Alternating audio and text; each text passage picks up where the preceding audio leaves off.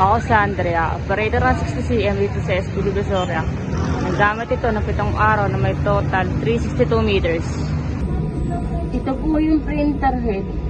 Ang huling palit po sa color, December 2024. Sa white naman po, January 2025. Ito po yung copy na may 60% good condition pa po. Head clean.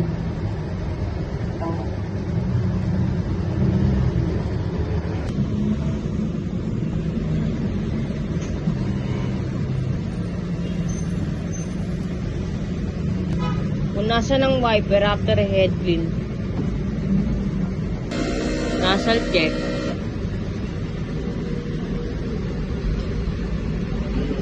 Ang huling pulit po ng damper, August 2024. Ang waste ng ink nalinis kahapon. Ito po yung ABR at ground wire. Ito po yung army stocks. Ito po yung ink colored. Ito po yung pin kaka powder. Ito po yung ink white.